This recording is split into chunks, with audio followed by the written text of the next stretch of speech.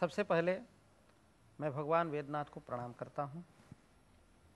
कर्पूर गौरम करुणावतारम संसार सारम भुजगेंद्रहारम सदा वसंतम हृदयारविंदे भवम भवानी सहितम नमामि। भगवान शंकर सबसे विचित्र देवता हैं।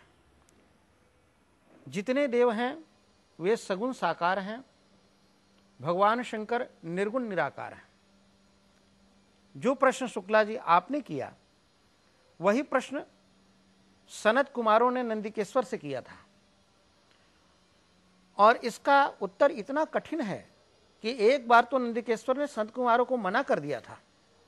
मना करने के बावजूद फिर उन्होंने प्रश्न किया तो नंदिकेश्वर ने गुह्य उत्तर दिया, प्रगाढ़, जिसके अर्थ विचार पूर्वक विचार करने चाहिए। उन्होंने कहा शिवलिंग ब्रह्म का प्रतीक है। जो परम ज्योति परमात्मा निर्गुण निराकार है, उस निर्गुण निराकार को बताने के लिए हम शिवलिंग को प्रतीक के रूप में रहते हैं। सूत संहिता इसके संबंध में कहती है शिव एव लिंग, शिव ही लिंग है। शिव का लिंग ऐसा अर्थ नहीं करती है। और हम विचार करके देखें तो पृथ्वी, जल, तेज, वायु, आकाश, ये जो पंचभूत हैं ये शिवात्मक हैं, शिव से अलग नहीं है। और इन्हीं पंचभूतों का शिवलिंग का निर्माण किया जाता है।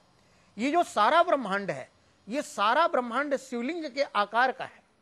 और जहां तक हम आधुनिक विज्ञान का विचार करते हैं तो जो एनर्जी है, ऊर्जा है, उस ऊर्जा का जो वर्तुल आकार है वह भी शिवलिंग के आकार का है। और इसलिए ऋषियों ने अपनी दिव्य दृष्टि को निखार करके और हमारे सामने इस पूरे ब्रह्मांड को, आकृति को शिवलिंग के रूप में रखा। शास्त्रीय ढंग से यदि हम विचार करें तो शास्त्रीय ढंग कहता है लीनम अर्थम गमयति लिंगम। जो गुप्त अर्थ को प्रकट करे वह शिवलिंग है। यह गुप्त अर्थ क्या है? जिससे सृष्टि, स्थिति, प्रलय होवे वह शिवलिंग है, और जिसमें सारी सृष्टि समा जाए वह शिवलिंग है। इसलिए भगवान शंकर के सगुण साकार मूर्ति की भी पूजा होती है, लेकिन निर्गुण निराकारिता को बताने के लिए हम शिवलिंग का पूजन करते हैं। वस्तुतः यह शिवलिंग किसी व्यक्ति विशेष के अंग का प्रतीक नहीं है, जैसा कि आजकल प्रवाद के रूप में और बहुत सी उटपटांग बातें कही जाती है।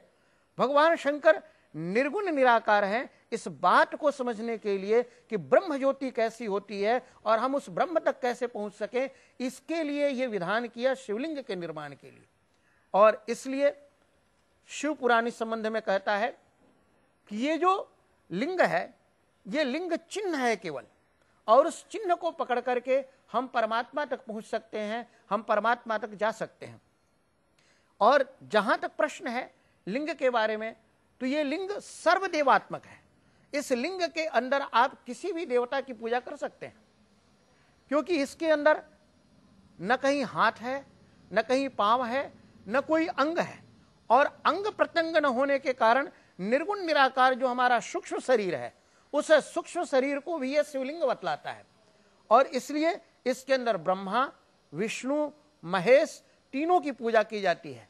और ये जो शिवलिंग है यह पंचकृत करता है, इसलिए इसका सबसे ज्यादा महात्म्य है। निर्गुण निराकार परमेश्वर तक हम पहुंच सके, इसलिए शिवलिंग की पूजा भगवान शंकर की जाती है। और ऐसे साकार सगुण की भी पूजा